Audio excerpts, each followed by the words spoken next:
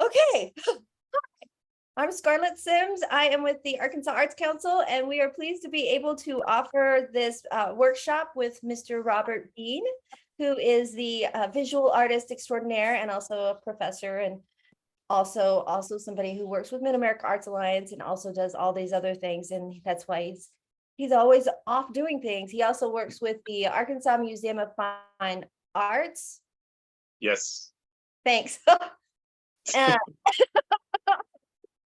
And so we're really glad that he's here and able to do one of our GetSmART workshops. We also have a couple of other workshops that are coming up, including one on how to pitch a movie. And I'm going to be running the chat, and so I'll also drop some opportunities in there. SMART opened recently, and so that's one of the programs that we will be talking about. Okay, well, I'll just let you introduce yourself, and I'll try to remember not to mute you like I did Veronica. Okay. I'm Robert Bean. Like Scarlett was saying, I am an instructor at UA Little Rock. I teach drawing classes there, and I also teach the professional practices class, the kind of the business side of art class there. I'm also the department chair of the 2D arts at the Wingate Art School at the Arkansas Museum of Fine Arts. And I also have my own business and practice as an artist. I've been exhibiting for several decades at this point. And if there's something out there as a visual artist you can do, I've done probably most of the things in terms of like on the business side that you can do. I've curated programs. I've done pop-up shows, I've done art festivals, art fairs, I've done exhibitions, solo and group, juried shows, gotten grants, all those different things. And there's a lot that goes into how all of that works. And so this presentation, this workshop is going to kind of go over some of those things that you have to pay attention to. And when Scarlett asked me to, I was just a facilitator for Artist Inc. I saw that pop up. So I just got through doing that, being a facilitator for the first time, which was a lot of fun.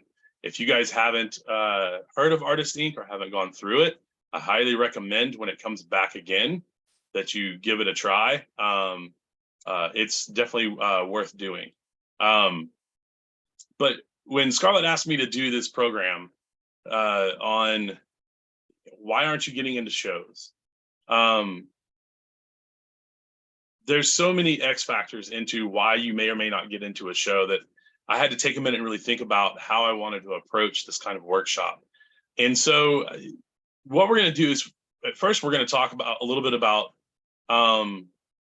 what goes into even figuring out what shows to try to enter or approach, and why you might want to do that. And then we'll talk about some of the things that go into maybe what jurors look for or things you need to know to have your work prepared in the right way. And throughout this workshop, I'm trying to present it in a way that covers things like a juried show, a juried festival, but also covers things like applying for grants.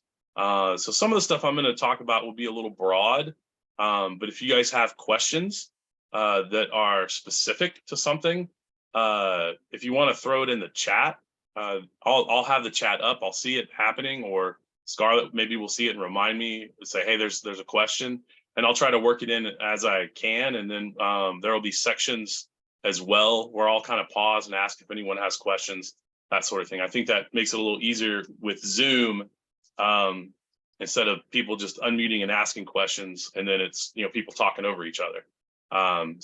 Okay, well, let's go ahead and get started. So what I'm going to do is share my screen over.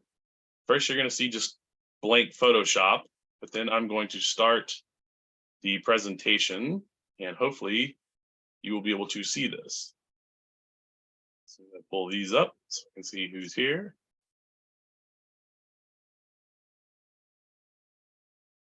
I wish Zoom would keep the settings, so I don't have to do this every single time. Okay. So is everyone seeing a PowerPoint screen that says aesthetics and logic behind it? Good. Okay. So the first thing that I think a lot of artists don't do enough of is they don't ask this question. They don't ask why. And to me, this is actually the first place you should start when it comes to looking at things like grants or juried shows or exhibition opportunities of this kind. Um, excuse me. Ask yourself why you even are interested in it. There's a lot of things that go into this beyond just I'm going to enter something. And I don't think enough artists take the time to really go through and ask themselves this question. So I usually start simply with, why am I even applying for this? Is there something that is there a specific reason for trying to enter the show? Why do I want it? Why do I want to be in this show? And sometimes these answers are really simple. It's, I've always wanted to exhibit in this venue, or I've always wanted to try and see my work on the West Coast or the East Coast or up north or whatever it is. It could be the prize money. There's a big prize. I want to see if I can win it. There's a lot of reasons why you might want to do it, but I think asking yourself these questions is going to put you in a better position to get more out of what you're putting in. Why is it important for your career and your plan? And I know a lot of artists are like, plan? I don't have a plan. I don't know what I'm doing. I just make stuff and then try to get it out there.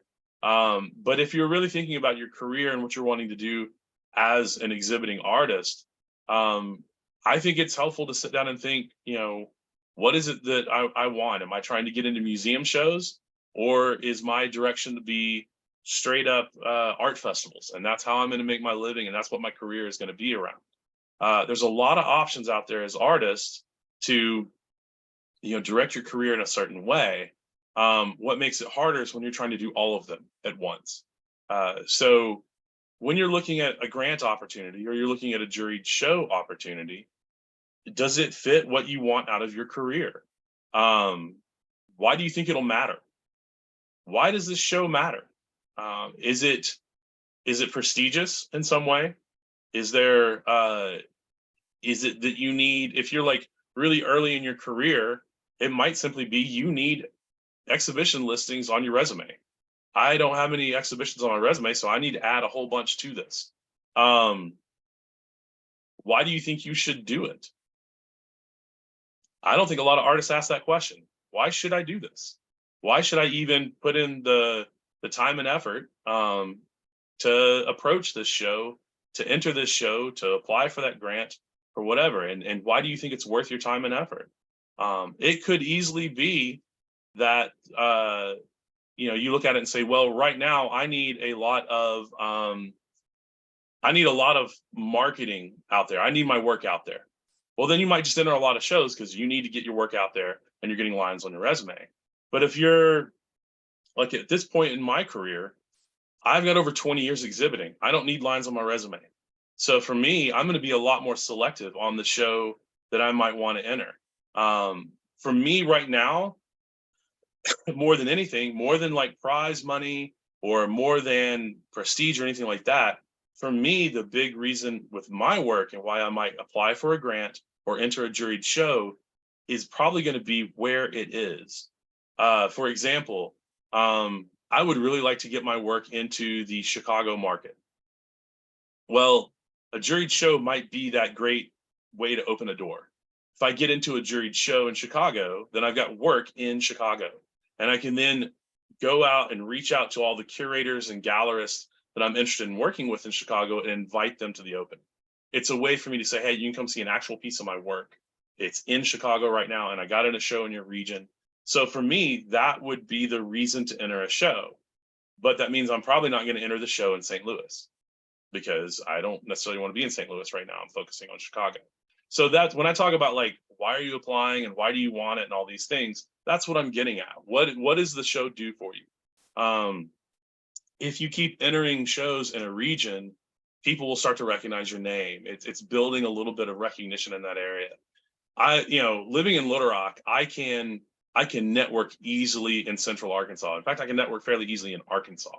But I'm not in Chicago and I don't go up there very often. So for me, it's harder to get up there and make those connections. So entering a juried show might be the way to start getting those connections. So that's a good example of why you might enter a show. It might, to me, it matters because it's getting me those connections. So I have reasons for doing that, but I'm going to probably avoid entering shows in other regions that I'm just not concentrating on right now. So when I'm talking about, why, asking these questions, why, this is what I'm getting at. Things to think about. I'm going to use a kind of business marketing term, ROI. It stands for return on investment. What's your ROI for this? I'll answer Anna's question real quick. She's asking, sorry, is a show like an exhibition or a different? Show is like a catch-all term for like an exhibition, juried show, anything like that. So exhibition and show are often kind of interchangeable as a term. What's your ROI for this? Example, if you enter a juried show and do the upfront costs, there's probably going to be an entry fee. If you're 2D, there's framing involved. If it's 3D, there may be other presentation costs that you have to do. What does it cost to ship your work? What's the insurance on your work? Different things like that. Doing the upfront costs, do they get covered by the potentials of the show? Award money, sales, visibility. Excuse me, I'm getting over a respiratory infection, so I'm going to cough a little bit. Sorry about that. When you look at, let's talk about, for example, an exhibition costs, I think most of them are around $35 to $40 on average to enter a juried show at this point. So a lot of people think that's my cost, it's $40. Well, actually it's not. Let's say that I have a drawing that I get into the show. Well, now I might have to invest $100 or more in framing. And shipping might cost me, because often they require that you pay for return shipping up front. So I have to pay to get it there and to get it back, even if it sells. So let's say shipping is going to cost me another $100. And that's if it's a smaller work and not a larger work. What's the insurance cost in shipping? If the value of my drawing is, $800 or $500, something like that, then I may have to pay more than whatever that minimum amount they cover, because usually they only cover like $100 worth of damage for shipping if you're using like FedEx or UPS. So you start to add up all these other costs, and you realize this one show, all of a sudden it's running you $400 to $500 just to get this one piece in a juried show. So is the return worth it? You may already have frames, so that cost goes away. You might already have some of these things where the cost may be $200 or less for that one piece. But I try to look at it this way. If I have $500 to spend, do I want to put all $500 into one work in one juried show?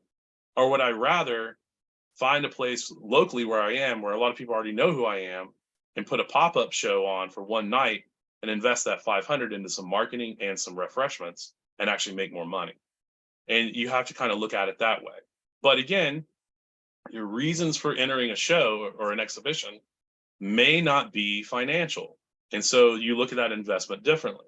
If I am spending money to get my work into a show in Chicago, I'm writing that expenditure off as almost marketing, because that's me putting my piece out there in front of people I'm trying to get to look at my work. So I try to look at it that way. Does the event, grant, whatever, fit your career plans or goals? Not all grants are the same. If you've ever applied for a grant, you realize very quickly a lot of them have very, very focused reasons for being. The grant may only support artists of a certain type or work of a certain type. So that grant, it may not even fit what you do, or the show might not fit. My art tends to be narrative and very kind of graphic oriented. It's very stylized and illustrative. So I'm not going to enter like the Audubon show, because that absolutely doesn't do anything for what I do. So it doesn't fit. So I'm trying to find those matches. Is the juror known?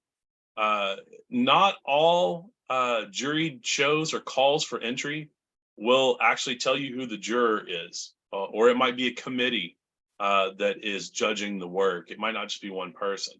But if you do know who it is, if they do list who it is, you can actually go look them up. It's one of the great things about the internet, right? We can look almost anything up. So I can go look up the juror and see, do they have a history or aesthetic sensibility that lines up with what I do? If they've been a juror in past shows, do they continually pick 3D work with very minimal picks of 2D work? Well, if that's the case, I probably don't want to enter that because they're probably not going to pick my work being a 2D artist. So you can look at that stuff and say, it's not a for sure thing that they wouldn't pick your work, but sometimes you can tell by looking at the juror that your chance is much lower than it might be in another opportunity. And that saves you some of that time. Is it worth your time or resources, or could they be better spent elsewhere? That's what I was kind of getting at earlier. If I have $500 to spend, what's the best use of that $500 for me and my career where I am right now?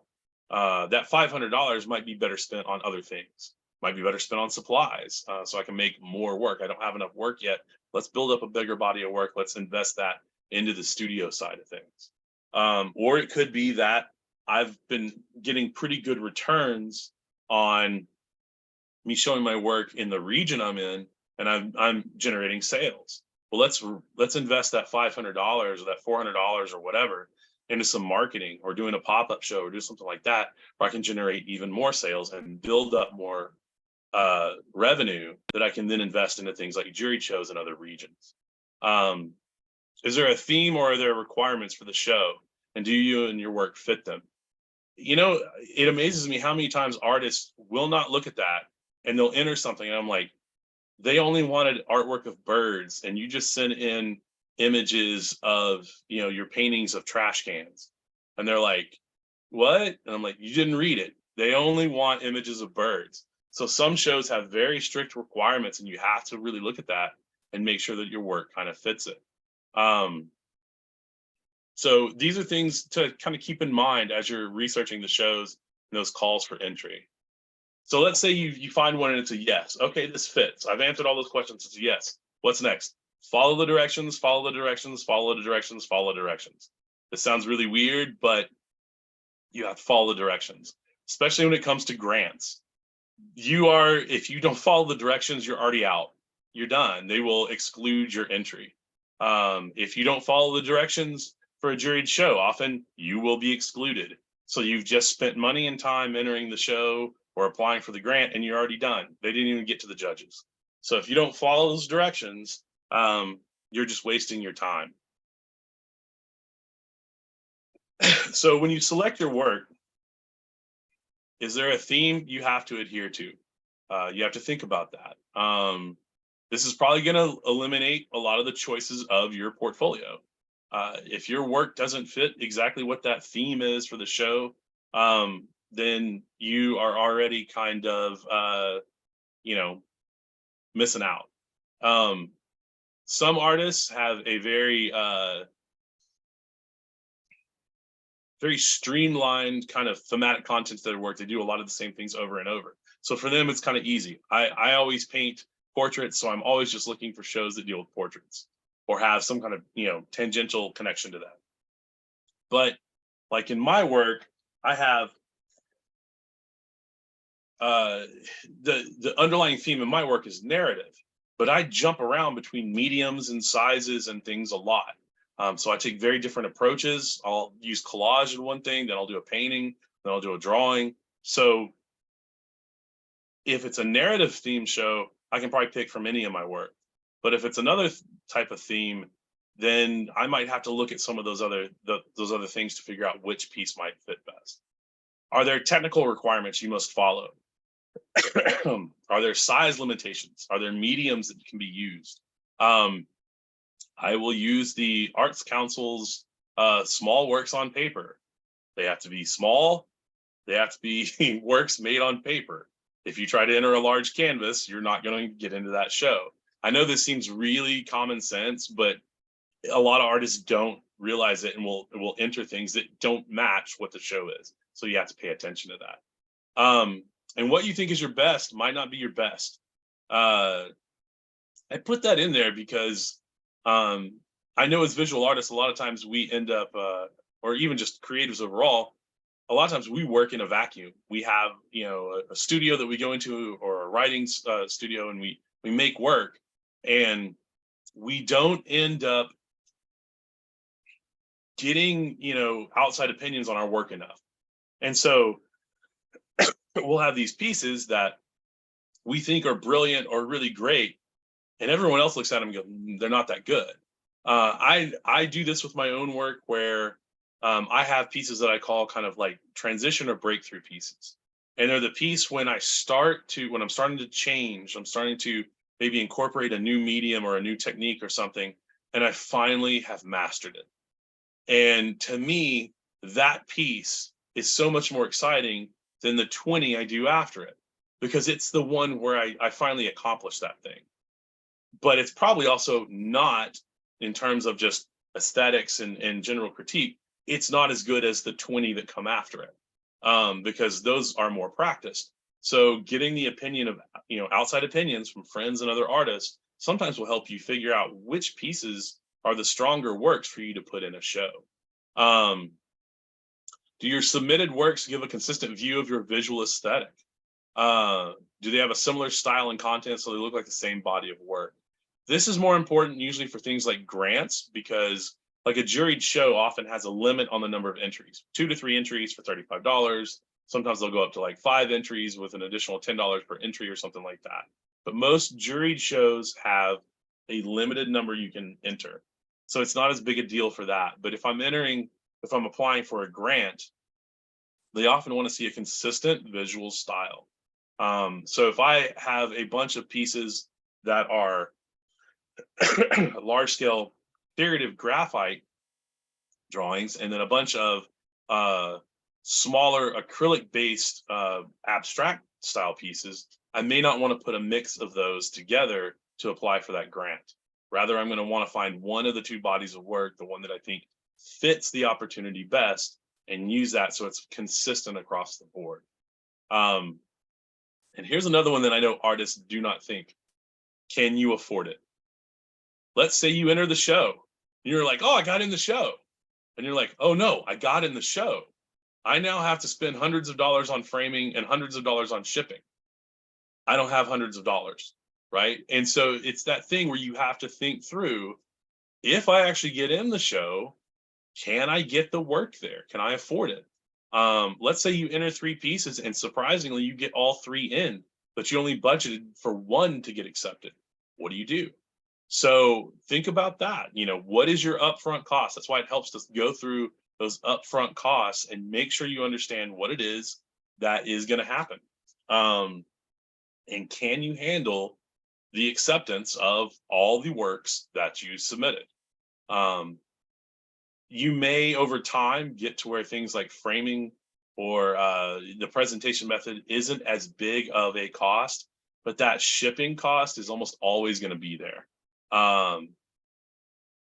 Even if you are in the region where the venue is, a lot of times they will not allow you to physically drop it off. You must have it shipped, which is frustrating if you're like in the same metro area. They're like, no, it must be delivered through UPS or the Postal Service or FedEx or something. So even if you live close, they may not allow you to physically drop it off. You have to have it delivered. So you need to know that you can afford to do all of those things. Oops.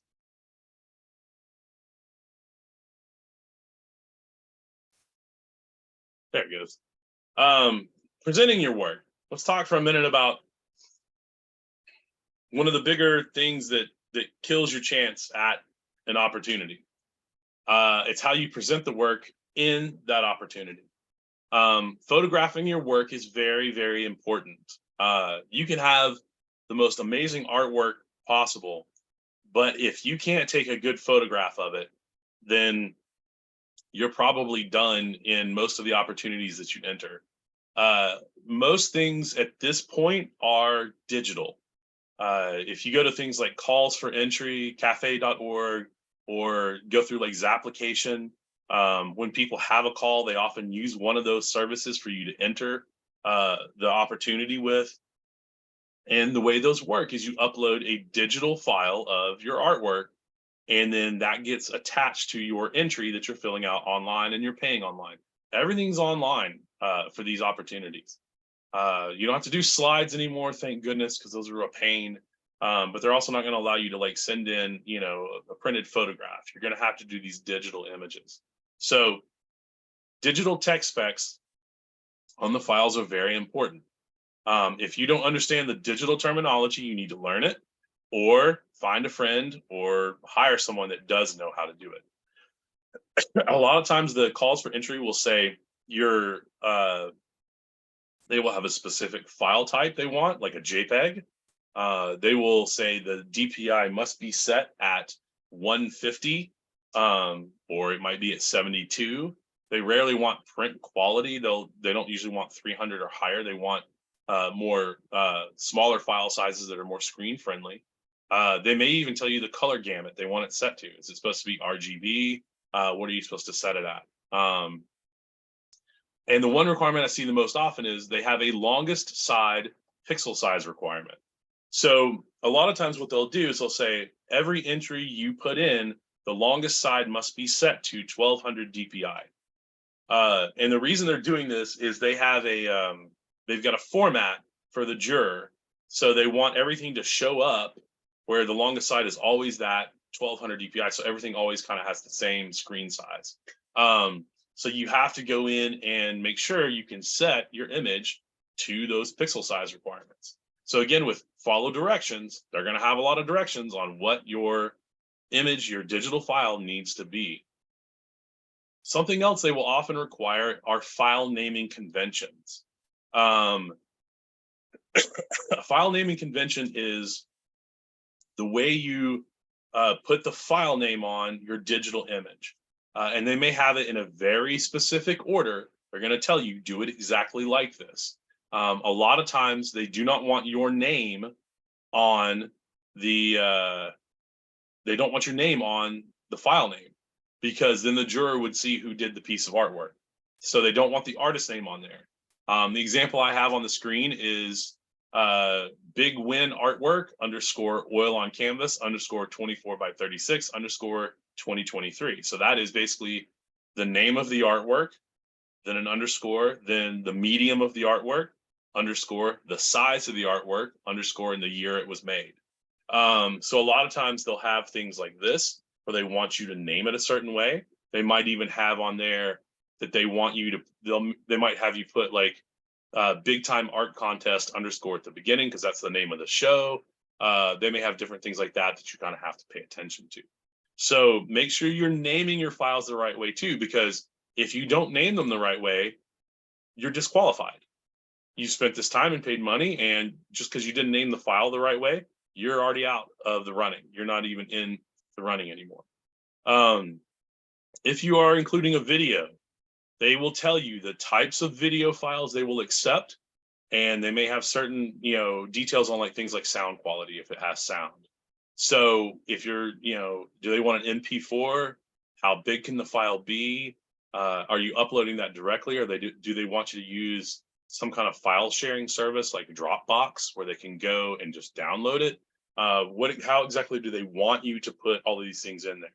So how you present your work often gets you through the first hurdle. If you don't follow their directions and you don't do all of these things just right, then you have been disqualified already. They haven't even looked at your work yet. So these are the things that trip up artists more often than not, and get them from, not even allowing them to be kind of judged in the show. If you can't do it, get help. If you don't know how to do this stuff, find someone who does, if you don't want to learn it. If you don't have the tech to do it, find someone who does and get them to do it for you. But keep in mind that initial, return on investment. If you have to pay somebody to do digital, versions of all your images, how much is that costing you? And does it make it worth it overall? That's added cost to entering a show because you've got to digitize your images. Now, you may be able to parse out the cost of digitizing your images because you're going to say, I'm just going to pay somebody to digitize everything I do constantly, and that becomes an overall expense for your business. But if you're doing it just because you're like, I want to enter this one show, and you have to pay it, then that adds expense to that one show you're entering. Find help if you need it. Like Scarlett just put, CALS in Central Arkansas offers free tech help. They can help you sometimes with this kind of stuff. And they offer classes. Thank you, Scarlett. So you need to learn it. If you don't want to learn it, or you struggle with it, get help, because this is that first hurdle. And if you don't get over it, you've already got, problems. Now I set up a really goofy drawing here of how to photograph your artwork if you're a 2D artist.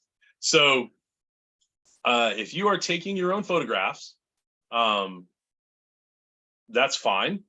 There's a lot of ways to do it. I'll go through this kind of one example and talk a little bit about it. I'll tell you that a lot of smartphones today's have cameras. If you have a more recent version, the cameras are good enough to take quality photos for screen. I know some of the iPhones have incredible cameras on them and can even take photographs that are good enough for print. But I think for anything you're uploading, like a digital version of something, you can use a smartphone to take a good enough image to use for that. So if you are shooting your artwork in your studio and you're shooting 2D artwork, you should have two separate light sources that are at 45 degree angles to the artwork, each one on a different side of it. And the reason you're doing this is it eliminates shadows. The one on the left is shining light from that direction, the one on the right shining from that direction, and they basically cancel each other out, and there are no shadows on the work. The light sources should be at the same distance to the artwork, and they should be the same height. This way it keeps the intensity the same of the lighting on the work. The light sources should also be the same temp. Don't get one light that has like a warm orange bulb in it and one that has a daylight bulb in it. Now you've got two different color zones from the light causing conflicts on the artwork that you're trying to photograph. And then you want to make sure that your camera is centered on the artwork and is basically set up so that it is perfectly parallel to the artwork, so you don't get any kind of distortion, and get the artwork flat on a wall. This is how you do it like in a studio. Sunlight outside, if you have a sunny day and you have an area that is in shade basically, but doesn't have like shifting shadows, you can create pretty good images of your work. And if you have something like Photoshop, you can drop it into Photoshop and say, auto color, and it'll remove the kind of sunlight effect on it, and it'll come out pretty close to what your work is. But you have to have that really consistent shadow, and you don't want to do it in bright sun because that's going to wash out colors and cause problems. You want to have that kind of neutral daylight. I used to have an outbuilding for a studio, and one side of it was always in shadows from the trees, and the shadows didn't really move. So I just put nails on the outside of the building, and I would just hang my canvases on that. And that's where I took my photos. No lighting needed. It always turned out great. But you do have to have the right setup for it. When it comes to 3D work, you're going to have to get photos from different angles. You might have to shoot it in the round. Depends on what you're making and what they're calling for the entry. So you may have to have a different setup for that. And the lighting's a little bit different for that.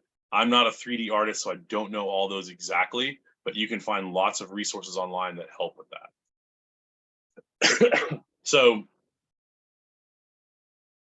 before we move on to this next part where we talk about the aesthetics and the content, does anyone have any questions, comments, or anything about that first part, about what you should assess, how you should approach looking at shows? Okay, let's see, Donnie's got one about entry fees. What do entry fees go towards? I feel that some venues have a business model that involves extracting fees from artists to support themselves. I think it would be worth looking for shows and opportunities with no fees. I am thinking that especially for young artists, considering all the costs to make an exhibit art, this would be worth doing. It's a great question, great comment. I am not a big fan of entry fees for exactly what you're talking about. I have looked at big name shows that go through museums and things like that and added up, because they'll often tell you, like, we had 600 artists enter 2 pieces each. You're like, okay, that's 1,200 pieces, and the fee was $40. That's a lot of money that museum just made off artists. And so you ask, what does that go to? And then you go to the opening and they're like, corporate sponsorship by, and it has 5 corporate sponsors. And you're like, well, if you have corporate sponsors, why are the artists paying to be in the show? And one of the ways that I've heard this put is, if you're a musician, do you have to pay to be on stage with the symphony, or does the symphony pay you? If you're an actor, do you get paid to be in the play, or do you have to pay to be in the play? Visual artists are often entering shows like this and they're paying to play. They're paying to be in the show. So it's an inverted kind of way. Instead of them paying us for us to be in the show, we're paying for the chance to be in the show. That's why I say think through it. Now, like Small Works on Paper, as Scarlett is posting, does have a fee, but the fee covers purchase costs and to pay the juror. You might know what they spend the money on, you might not. Some galleries make a lot of money just off entry fees. Some, do well with the cost. They get the cost goes right back into supporting the program or something like that. That's up to each of you and what you're okay with, and what you want to support. So that's part of what I do research is, what does that entry fee go towards, and how much money is the venue making off each of these shows.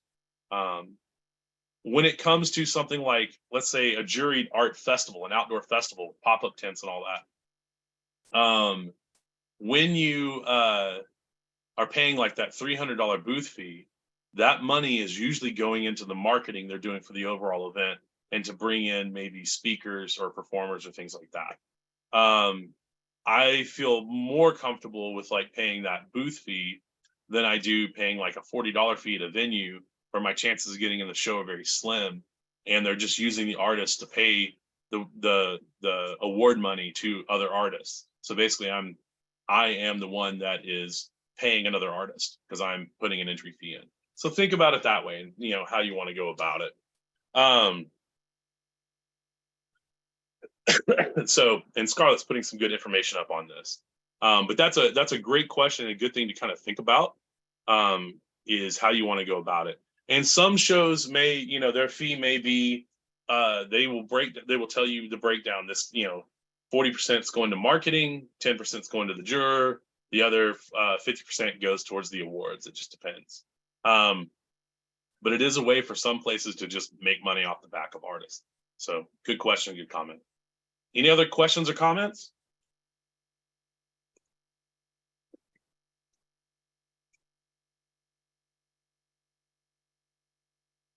Did most of that first part kind of make sense to everybody about what you might really want to think through?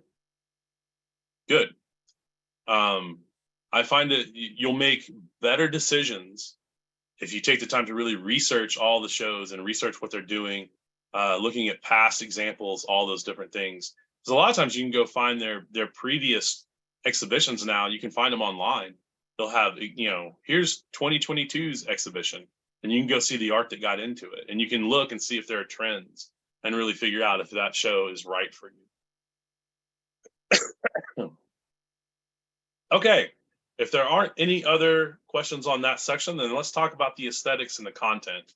And like I have on the slide, this is really kind of the harder part of this, the hardest part. It's easy to do the research on a show. Usually, there are measurables. Oh, we do have a question. How do you go about finding calls in the first place? There's a lot of ways to do this. Like I said, there is cafe.org, cafe.org. It's call for entries. And you can create a profile on there. and you can, I think you have the ability to follow shows on Cafe. So they'll always notify you when the next call is up with that venue. There is a lot of great information on there, and they have like tons of listings. There is also zapplication.org, and it's the same thing. You create a profile and you're uploading a portfolio to both of these things. And so you can constantly change your portfolio out. They allow you to pay for the show entry through their service.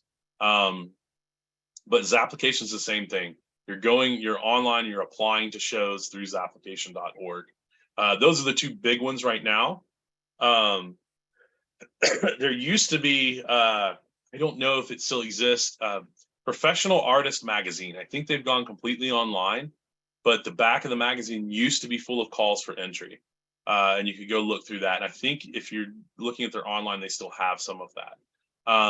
You can also just follow venues that you're interested in.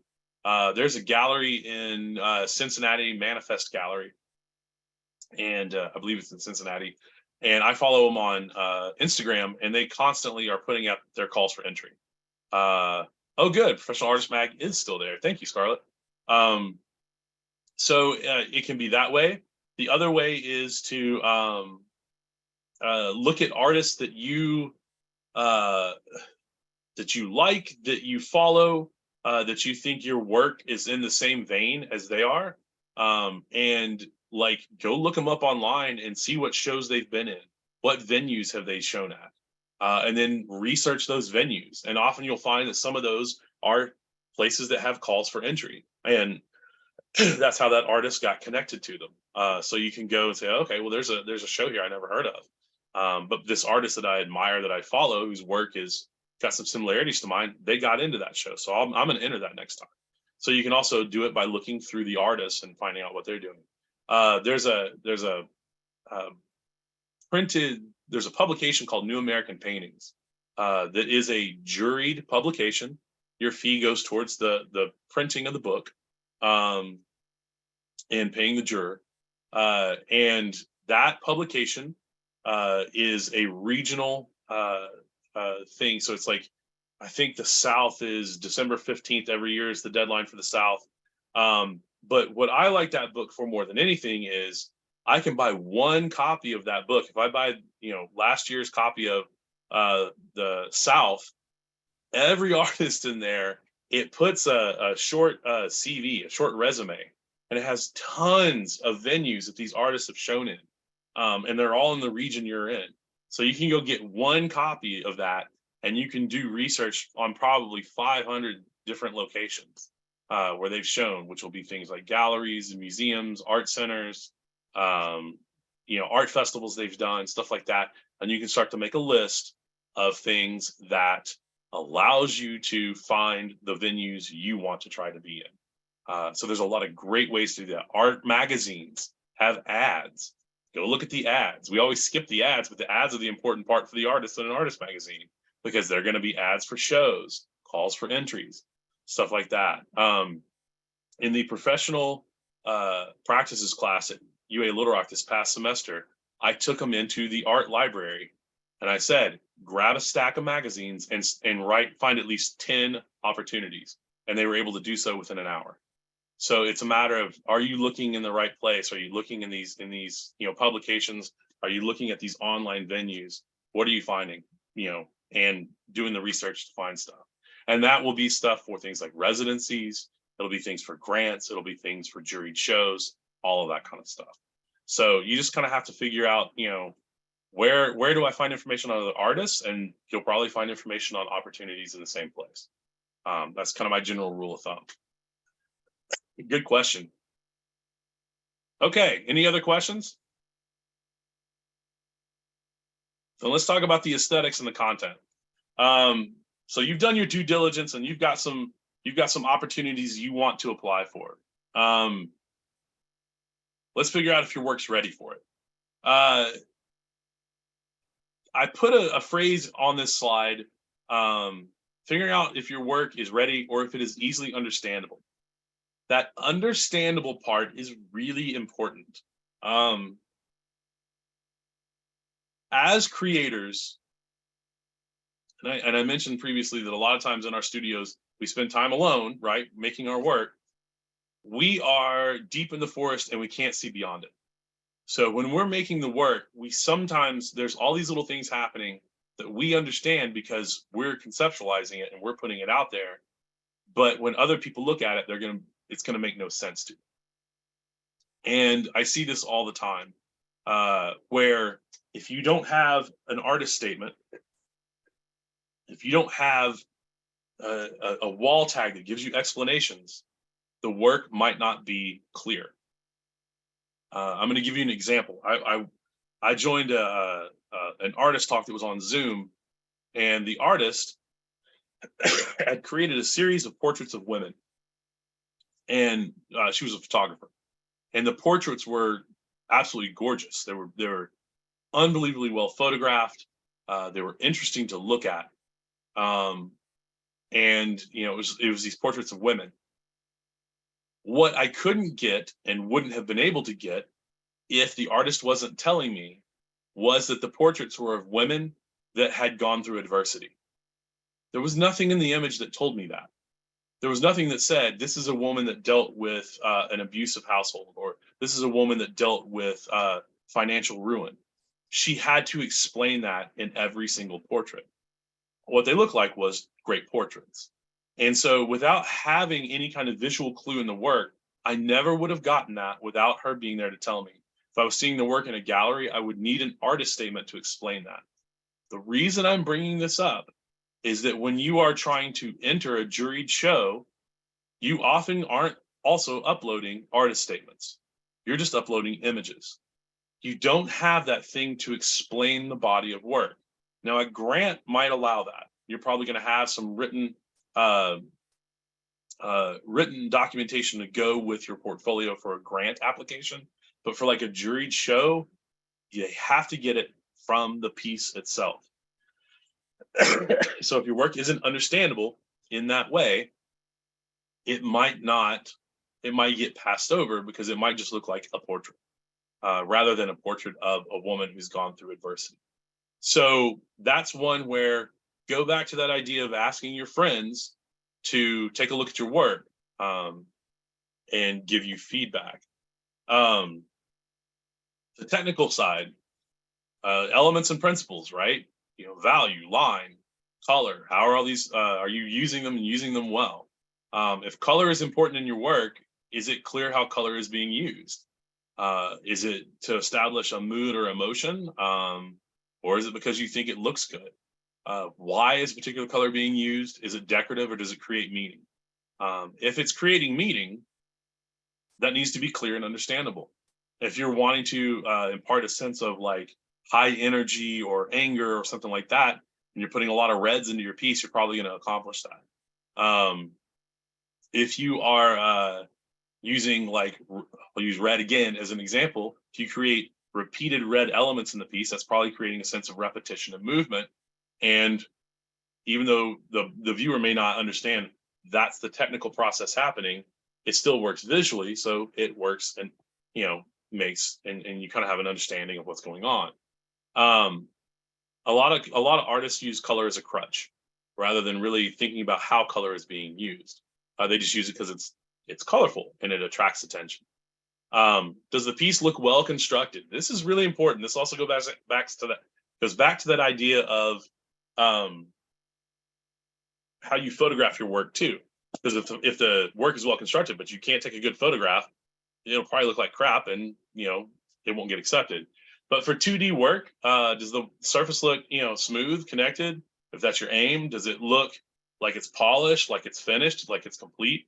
If you're an artist that likes to leave a lot of negative space or empty space on the drawing, does it look intentionally left that way, or does it look like you just didn't finish the drawing?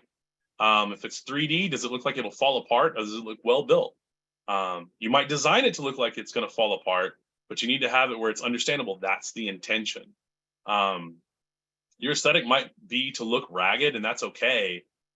But again, it comes back to that idea of, does it look intentional? Does it look like I mean for it to be this way?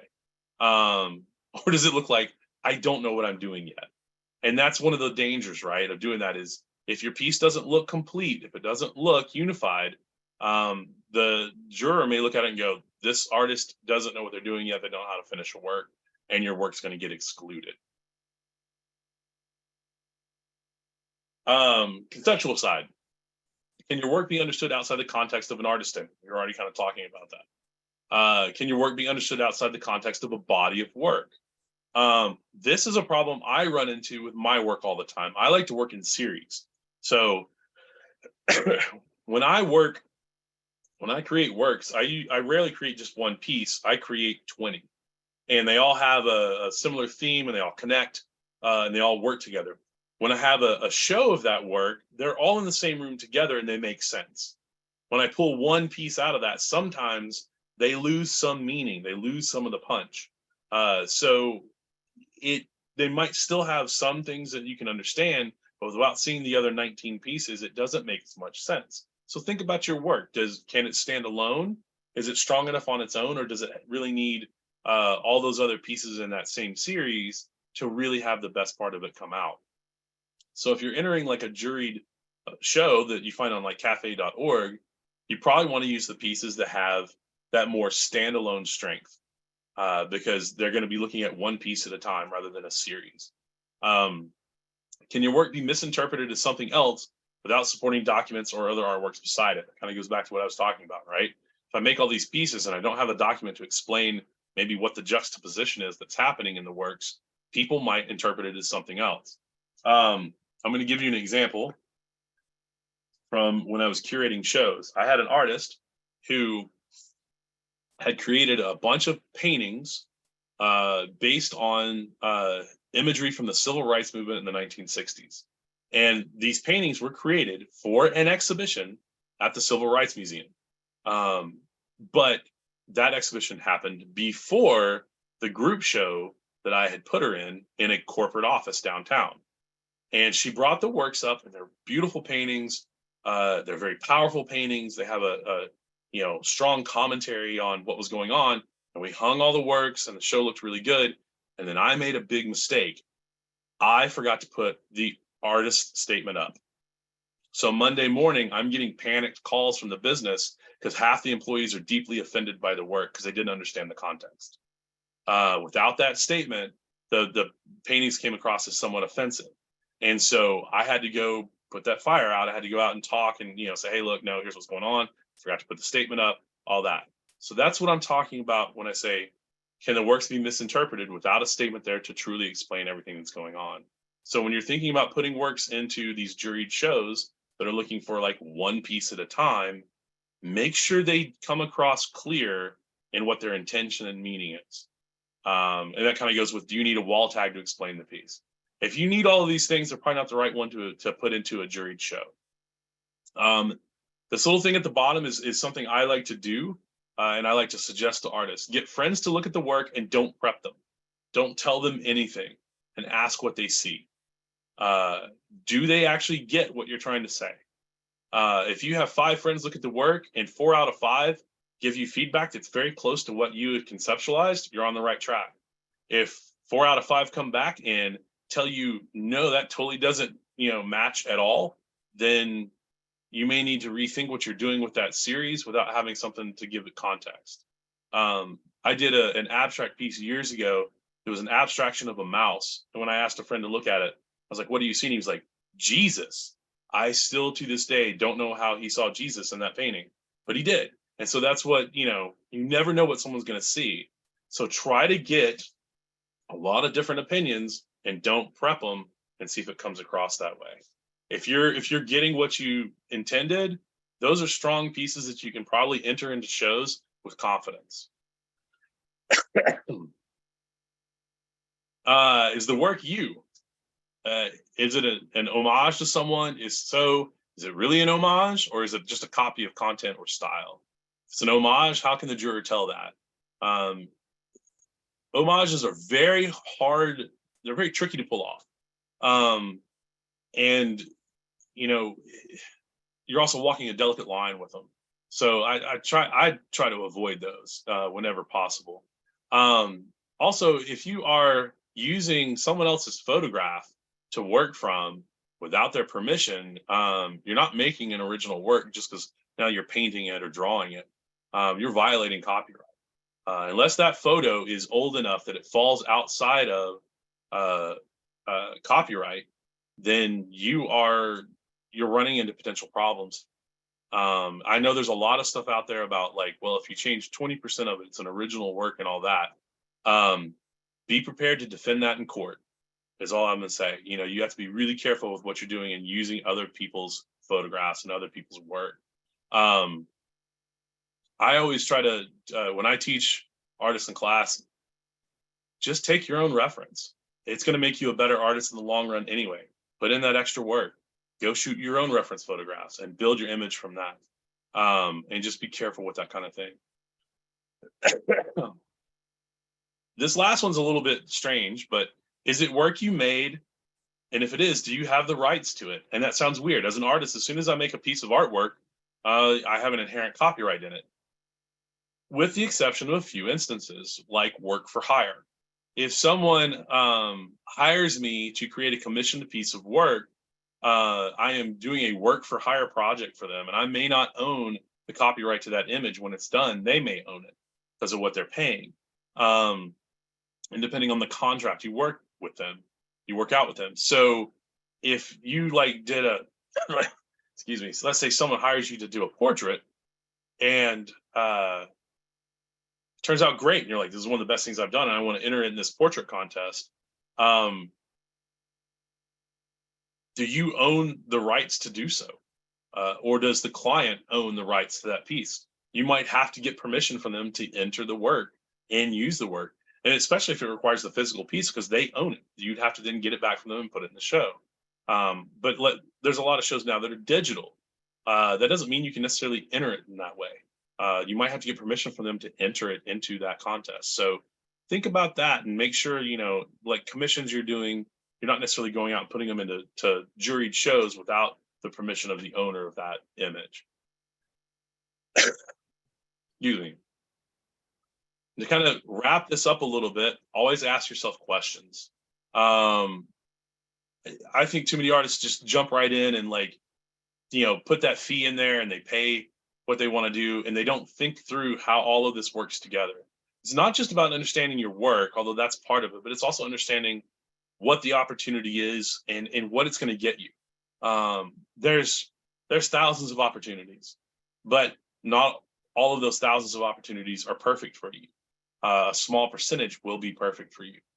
So think through what you want, think through what you're getting out of it, and how you're, you know, is it worth your investment? Is it worth the time and effort? And what exactly is it that you're expecting to come out of this show? Even if it's just having a line on a resume, that's an expectation, and that could justify why you do it. But those are all things to kind of think about. So if you want to keep up with me, you can find me on social media at rbfineart, or you can go to my website at rbfineart.com. And at this point, I am going to stop the share and see if anyone else has questions, comments, concerns, rebukes.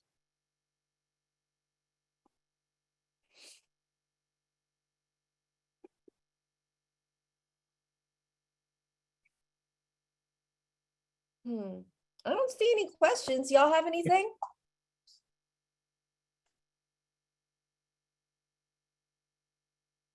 You have any questions? Yeah, sorry. I was gonna say, is there anything that you guys feel like I didn't cover or that is confusing?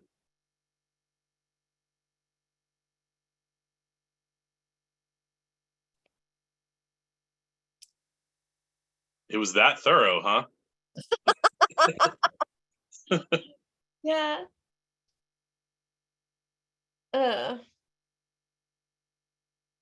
Yeah, it was it was very thorough and straightforward.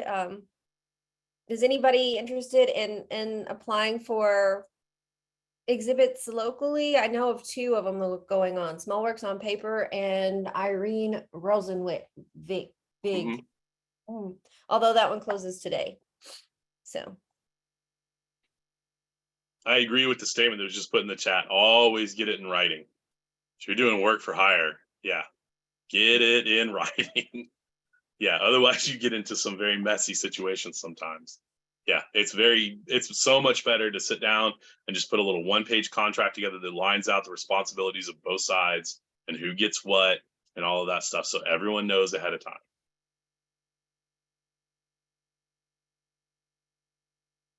So they do address the fees in the Irene, how'd you pronounce it, Scarlett? Rosen? No, I'm not doing it again. You're not doing it again? Did it once. No, that's great. I mean, that's to me, that's the sign of a good show, is when they're very transparent about what those entry fees go towards. That to me, that alleviates a lot of anxiety about it. But I've seen shows before where it's like, $50 entry fee for 3 pieces, and they do not, tell you what that money goes to. So that's always a bit of a red flag for me. Is Yeah. the Delta coming back at all, or is it going to be in a new form? They're changing it a little bit, and I think it's going to happen every 3 years.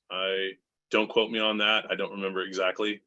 But yeah, I think that's the Delta will be every 3 years now.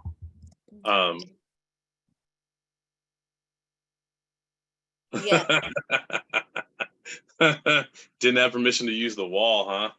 Yeah, you got to make sure that the surface you're going to paint the mural on, that you've got permission to do that. Wow. Is Sherry, are you on here? Did you want to talk about Small Works on Paper since it just opened?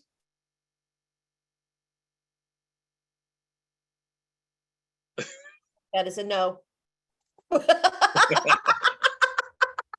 Small Works on Paper is a great show. Yeah. That's one that I will enter every so often. I've entered it a few times, gotten in it once or twice. Can't remember how many times. Yeah, that's there's about 40 artists. We usually have about 300 submissions every year. And then there's about 40 artists that are selected, and it's a small exhibit that travels to different locations statewide. And that also has awards, purchase awards. So the judge has like $2,000 to work with to buy art that goes into the Arkansas Arts Council under Arkansas Heritage's arts collection. And then it also, we don't take any commission if your work sells. So let's say you didn't get a purchase award, but you still got in the exhibit, and as it's traveling around Arkansas, somebody buys it, you would get 100% of that. We don't take any commission fee. So, and that's pretty unusual too. Most places are going to take some sort of commission. So I also like that it's 12 months. yeah, I mean, that is very unusual. That is the usually a jury show will be like 3 weeks, month, 2 months maybe. The fact that it's 12 months is, and it's traveling and going to all these different places. That is incredible. I mean, that's great. yeah, and that's a good stepping stone too, especially if you're a new visual artist. You might want to get on that, because that will open doors to maybe being exhibited in some of these other locations too. So you can make those connections and start building your career from there. So I got a question in a direct message. Mm. So the question is, do most jurors strive for a variety of styles in a show? And what's the best way to learn what he or she likes? It's a good question. Sometimes it depends on the structure of the show. If the structure itself calls for variety, then the juror will be forced into doing that. Some jurors will, they'll look at all of the entries in a show, and I've been guilty of doing this, and they'll start to see a theme emerge. Yeah. And they will pick the works that make the stronger exhibition rather than the stronger works in the show. So I juried a student exhibition several years back, and I excluded a couple of the better works in the show because they didn't fit the theme that was emerging from all the other pieces I was picking. And so sometimes you might have the best piece that got submitted and not make it in the show because it doesn't fit some kind of concept that just happened to pop up with a bunch of the other work that showed up. So sometimes I mean, it really can be that unlucky. You're just like, man, I had a great piece of work and it didn't get picked. And it wasn't because of the work. It was because the work just didn't fit the other 25 pieces that were getting picked. I think that's why So what was it called? The refuse from the the exhibit. That's yeah, why that's so interesting. the Delta Day Refuse, yeah. Yeah. Rachel Trusty would organize, and she would pick pieces that didn't get into the Delta, and you got to see, man, there was some good stuff that didn't get in. And that's, that I like the show for that reason. It would show you what didn't make it. And a lot of people would be surprised. They're like, how did this not get in? Well, because the juror probably was putting a theme together or a concept for the show together, and the piece didn't fit. What as far as like the best way to learn what he or she likes, that's really hard to do.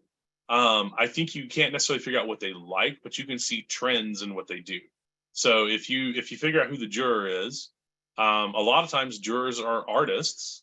The first thing I do is I go look at their work. What do they make? If there's like if there's a show that I'm thinking about entering, and the juror is like a concept artist, I am already not entering that show.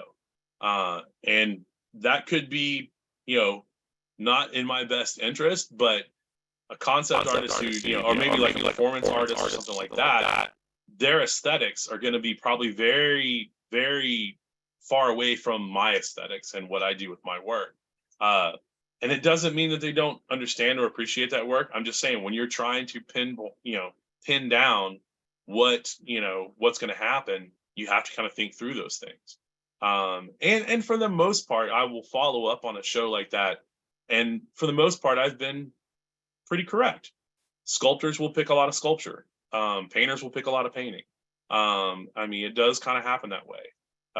So, I think every juror is trying to be as, objective as they can. But art's subjective, and we all have, things that we see and really like. And so that will kind of creep into it. But usually if you look at their work, that'll give you some clue. And then, they may have on like their website, or, you can find out what shows they've been a juror of in the past, and you can go look at those shows and see the kind of work they've picked. And if you find that stuff, it'll give you a clue as to maybe what their curatorial aesthetic is. If they've curated shows, definitely look at those. That'll give you a great idea of the kind of shows they've put together. So that's that. I would say those are the things to kind of look for. Good question. Do you see any trends in what is I guess the art world, visual arts exhibitions, is there a trend towards some kind of art? Or yeah, a lot. I would say 15 years ago, when you would look at a list of calls for entry, they were really, really open. They would say like it's the 14th annual Easy Mart exhibition or something like that. And it was like, it was just an open thing. It's kind of like the Delta, right? You just have to be from the region and they look at anything. But as I think, especially over the last 10 years, and especially with COVID, a lot of venues closed. And the number of galleries that are still open that do shows are fewer. And then you have everything that's like nonprofit style shows and things like that. And often when you have a nonprofit venue, they have a mission statement, and that mission statement will guide whatever the kind of call they have is. Let's go back to like the Audubon idea. There is an Audubon show, by the way. They want a very specific kind of work because it fits their organization and their mission style. As for everyone else, what I've seen is that so many juried shows now, so many calls have an established theme already. We want to have, like there was one, if anyone knows who Jason McCann is in Little Rock, fantastic artist. He does all these pieces on like fire escapes. And I came across as one of the things when I first started following Manifest Gallery, they literally had a call for entry for a show on staircases. And I was like, hey, Jason, you should enter this show. And he was like, oh my gosh, yeah, that actually fits what I do, right? It was a weird kind of fit, but they will have these like really sometimes tightly themed shows now where they are, one, it makes it a little easier on the juror because you can immediately disqualify anything that doesn't fit the theme. But it also makes the theme, the shows more cohesive. Excuse me. And for some people, that's more interesting. So they'll have stuff like drawn will be the theme. So it has to be anything that's drawing, or it'll be, you know, a portrait, or it'll say there's been a real uptick in shows that want to have a social justice component to it. So you know, you just look at what's out there and see if your work fits or not. To me, it's a plus and a minus. In that it used to be there were a lot more shows I could enter because they were just open, and now, you know, they're becoming more narrow, and it's harder and harder for me to find a show. But the plus side of it is, when I do find a show, I probably already fit it because that theme is going to match my work already. And so that makes it a little bit easier for me. It just means I've got to go through a lot more calls for entry to find something that kind of fits. And that would be the big trend I've seen in shows, is that they are becoming more conceptually thematic in what they're doing. Let's see. Oh, I thought it was a heart that popped up. I thought it was another question popping up. Sorry, I hearted something. It was me. I'm the problem. Okay. Well, what about, do you have any advice for people who want to reach out locally, like to start out, not necessarily with entries or calls for exhibits, but like just approaching galleries or approaching curators or collectors? My advice is actually, especially if you're early in your career, don't even worry about galleries and curators to start with. There are too many tools available to the artist now to do your own thing. And why not go ahead and like I always tell, especially artists that are getting started, do a house show. Find a friend that has a house that loves to throw parties. Say, hey, can I do an art show in your house one night? And let's invite a bunch of people over. One, that keeps the cost down. Two, the crowd probably already likes you. I hope anyway, because you're inviting them, you know, to a friend's house, right? But it gives. I made that confession earlier. Remember? Well, you know, the hope is that, you know, you're inviting people that already like you and know you and everything else like that. So the cost is usually a lot lower. It's a great way to, you know, and it can go on your resume. That's an art show. You did an art show. It's just not, you know, not necessarily with a gallery or like, you know, a curated thing, but you put on a show. There's no reason you can't do stuff like that. There's also, you know, there will be like weekend art festivals regionally that you can enter into if you've got a booth set up and stuff like that. Those are usually a great way to get started and get your work in front of a lot of people. There's too many things out there for us now to be able to easily just do stuff on our own. And if you are, you know, you have to do a little more of the work, because you're going to have to do the marketing, you're going to have to do all that kind of stuff. But it's also really cheap to print things now. I can print like 500 postcards for, you know, $30. So I can get postcards and hand them out to people. I can print flyers and get them out to people. I mean, it's kind of that old school DIY kind of thing. But now we also have social media and the internet to bolster it and to get a wide range. You know, using 1990 zines. I love that stuff, and that stuff's coming back. People are making zines again. I'm not sure they ever stopped actually, but it's that idea of, you know, can I build my own following? I can use something like MailChimp and have you know, an email newsletter I can send out to people. So those people already like you, follow you, and care about what you're doing. So why not do a show and invite them? You might even find like weird. The other thing is, think about alternative pairings.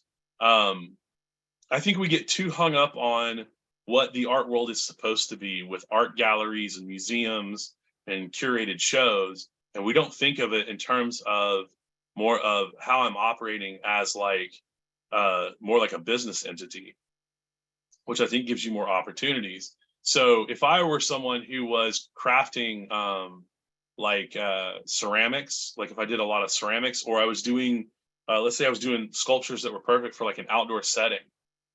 Why not go and talk to something like Good Earth? Go to one of those like stores that has like all the garden stuff in it and say, hey, I would love to partner with you and do a show on your grounds with my artwork, and here's a project proposal for it. And we could do it for one weekend, and I'll be on site demoing my work live and talking to people. Businesses are always looking for a way to bring people into their business. Artists are a great way to do that. So if you can find an artist where you or a business where your work kind of vibes along with what they're doing, go talk to them. Put a proposal together, put an official proposal together, and have it so it looks like you know what you're doing and you're professional and all that. And then use those alternative venues to build your mailing list, to build your following. What makes you really attractive to like a commercial art gallery or to other venues is, can you bring a bunch of people with you? It's not just about your art and whether or not they think it fits. It's, if I bring this artist into my gallery, they have a mailing list with 3,000 people on it. That's 3,000 people they're inviting to my gallery. And I'm going to bet 90% of them don't know what my gallery is yet. That's one of the things you have to kind of think about. So building your own following without having to worry about, what a gallery says or what a museum or a curator says, just start, get your work out there. And yeah, sometimes the gallerists will find you by doing those things. They'll come out to like you said, the Bernice Gardens, and they'll discover you. And all of a sudden you get invited to show in the gallery. So I wouldn't put everything on that focus of like what a commercial gallery is. Just understand they are one of your potential revenue streams. They are one of your potential partners. I got another question. What have you learned that gets you past the sting of rejection? I know that's kind of hard, but what I found was I got over that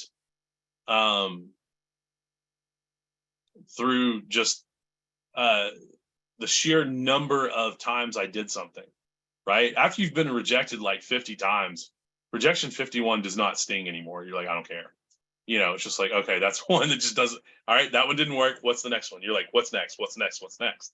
You just move on and go on to the next thing. But if you're doing a lot of things I was saying in this presentation, I think you will end up lowering the chances of rejection. That's part of what all this stuff was about, is how do I find opportunities that are most closely aligned to what I'm doing? I use rejections as motivation. So especially if they send me a pretty letter rejection, they actually took the time to write it and put it on paper and mail it to me, that goes on my studio wall. I love it. So I put it on there. So like I'm going back to grad school in the fall to get my master's. I've got my rejections on my studio wall. It's great. I love using that as motivation for me. So, but that's the way I am. But think about, just what's next. Don't try to dwell on what has happened. Thanks, Scarlett. Just think about what's next. What are you doing? And part of what helps with that too is always have something in the works. If you're concentrating so much on one or two opportunities and then they don't happen, and you weren't spending time to already plan for the opportunities past that, then all of a sudden all you've got is rejection. You've got nothing to work towards. And you have to kind of, now I got to find something else. So I rarely ever just like, oh, well, I've got two things, and if they don't work, oh, well, I guess I'll start over. I don't. I already have things. I'm like, well, that didn't work. Okay, let's move on to the next. Good question.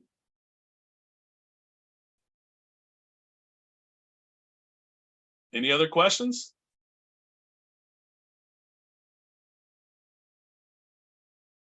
I feel like I'm letting you down. I don't have any more questions either. I'm like, this all sounds pretty good, but oh gosh, there's so much to do. Do you ever just get overwhelmed? No, you don't. I forgot. You're weird.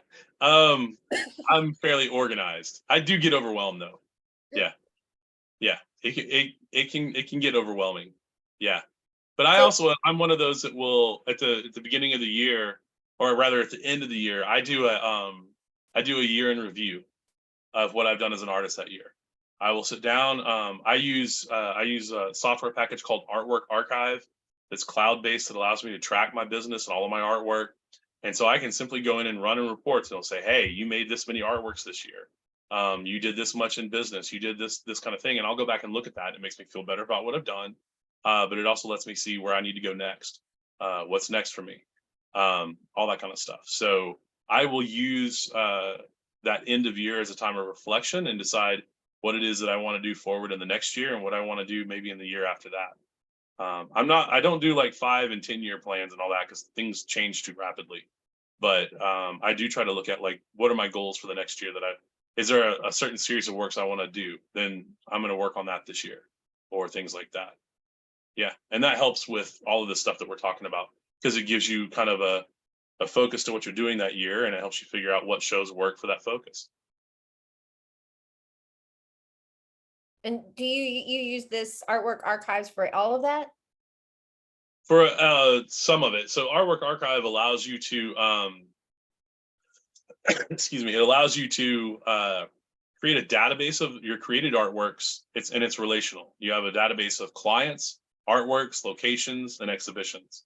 And all of those things tie together. So when I sell a piece of artwork, I will enter that sale and attach it to the client and the artwork. So when I go and look at the artwork listing in the database, it'll tell me who bought it and when and how much for. If I go look at the client, it'll show me how many pieces of work they bought of mine. When I go and look at like a gallery I'm working with, it'll show me exactly how many pieces are there. When I have an exhibition, I put the works that are in the exhibition on that, and it basically checks them out of my inventory and puts them in that location in the database for the duration of the show, and then puts them back out unless they get sold. So I can track all of that information. It has an income and expense module as well, so I can track all of what I'm spending. I can categorize it for tax purposes. So at the end of the year, I basically just run a report and it says, here's everything you made, here's everything you spent, and here's all the categories. And I give it to the accountant and I don't have to worry about it. So it does all that. And it has a few other things too that you can do with it, like a scheduler, and it gives you a public profile, which is basically a kind of website. There's a lot of stuff you can do with it. And that tool helps keep me organized. It helps keep me on track with what I'm doing.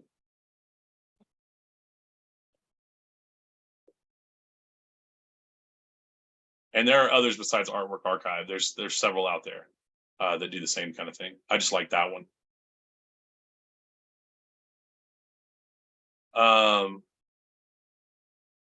Let's see. I got another question. How much does shock value come into play lately in art shows?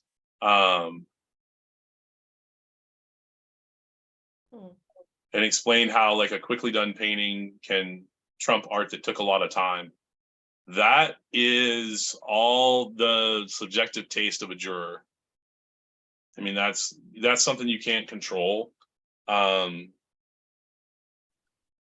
That's why you kind of try to research the juror, right? To see that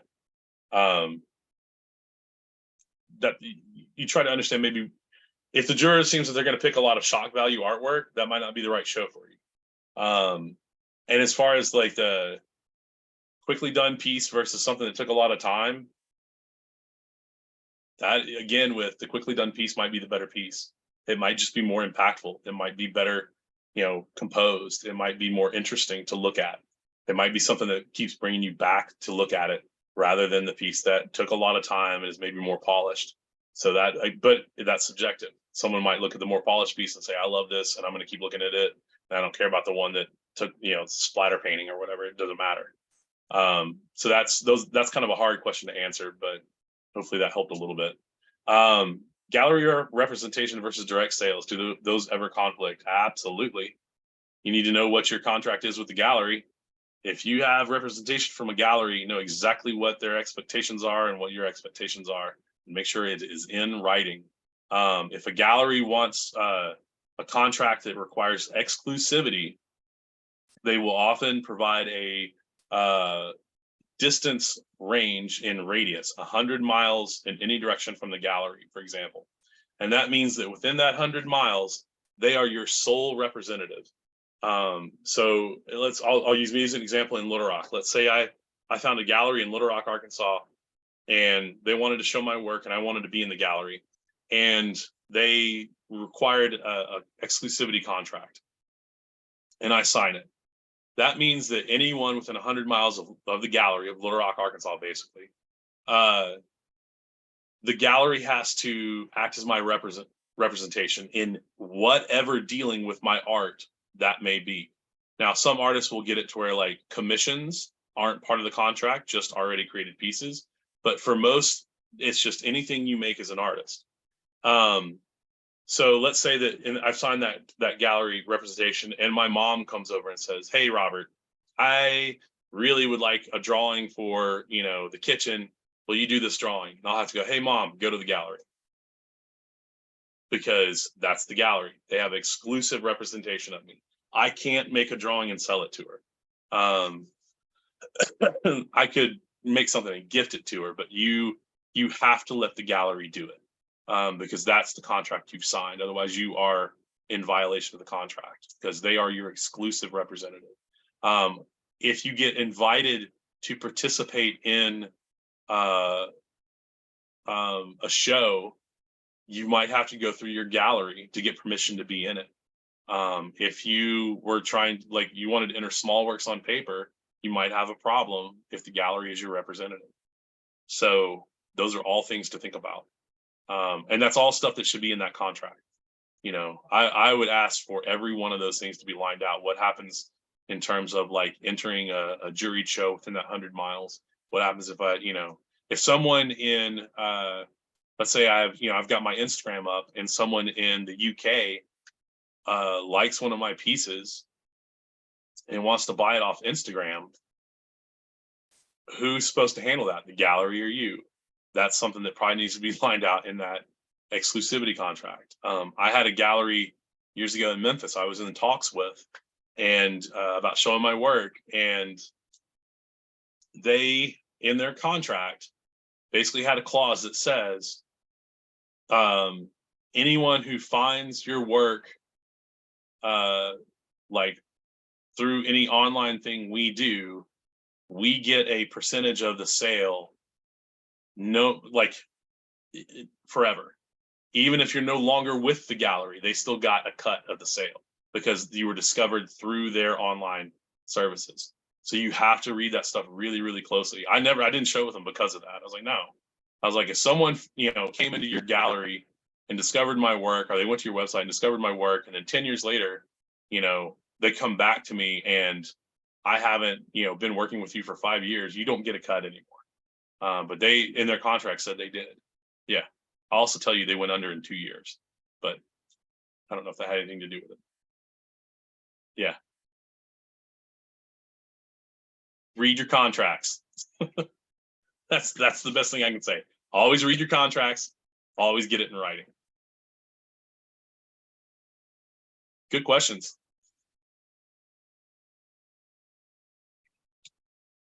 So could you summarize and tell us what is it Kai calls it, the sticky part that we should take away from all this? The sticky part. The sticky part is to always ask questions. Don't just accept that something is what it is. Always investigate, always research, always ask those questions. A show may look great on the surface and then have a lot of problems underneath. And the more you research what a potential show would be for you, the more you can avoid some of those problems. I've been in some bad situations before, and you just have to kind of go, okay, well, it'll be over soon and I'll get out of this. But it sucks to go through that. So the more that you know about the venue, the more, I think one of the big problems we have as artists is most artists I know don't think of themselves as also being in business. But most people who are in business, they do that due diligence. They do not get into a business partnership with someone without knowing who that person is. If often the ones who don't do that due diligence are the ones that get in trouble. And so as an artist, like if I'm talking to a gallery, and I know a lot of artists don't necessarily see this or understand it, I am entering into a business partnership with that gallery. They represent me. I create the work they sell. This is a partnership. So with that being said, I want to know as much about them as possible. I'm going to talk to artists they show with. I'm going to research them. I'm going to do the due diligence. And that goes for a juried show I might enter. I want to look at all the fine print. If I enter the show, do they all of a sudden they get the rights to use my work to make postcards to sell in their shop or make t-shirts? And am I okay with that? So you need to read all that stuff and really look at all of it. So ask questions. That's the sticky part.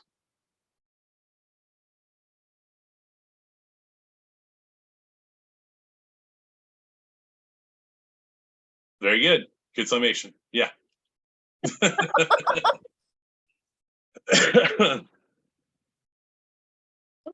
Okay, does anybody else have any questions? Yeah, thank you guys. Thank you guys for being here. If you want to reach me, my email is in here. If you would like to save the chat from this entire stream, you can go to the chat function, and it's by the smiley face. That if you hover over the little smiley face emoji, it opens its mouth, which I think is kind of weird. But beside that is the 3 dots, and you can click on that and save the chat. We also have a video link, and we'll be sending that out. It will be temporary because we do not want to steal from our artists. Okay. And again, my email is Scarlett Sims. We do have several other programs coming up. There's an Artist Ink Express in El Dorado that's in person. We will have some other ones, including one in Fort Smith coming up this fall. And Artist Ink Live, which I think Robert's going to do again, maybe next spring. I don't know. If I can. Okay. Yeah, through Mid-America Arts Alliance will be available. And those are really good for finding your voice and your who you are as an artist and where you want to be, strategy, revenue diversification, budgeting, goal setting. We can talk about spreadsheets. I think we had an accountant. Wasn't Ben an accountant also? He's like a theater nonprofit guru who also does accounting, which I didn't know those existed. So that's cool. He's like, numbers and spreadsheets. And I'm like, here. And we also have some workshops that we will be putting online. All of this is available at arkansasarts.org. And again, we do have Small Works on Paper that is open now. And then we will also have the statewide arts conference coming up in October. That's Art Links. And we generally bring in special speakers. And from what I understand, there will be scholarships for creatives, individual creatives who can't afford some of the tickets, because sometimes that one is pretty pricey.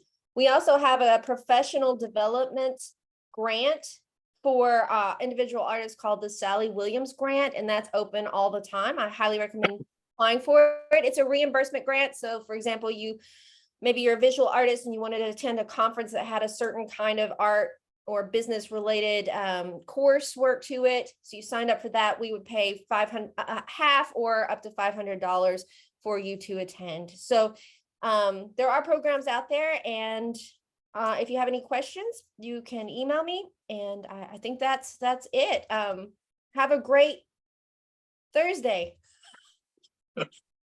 Time is hard, y'all. Time is super hard. Anyway, thank you. See you next time.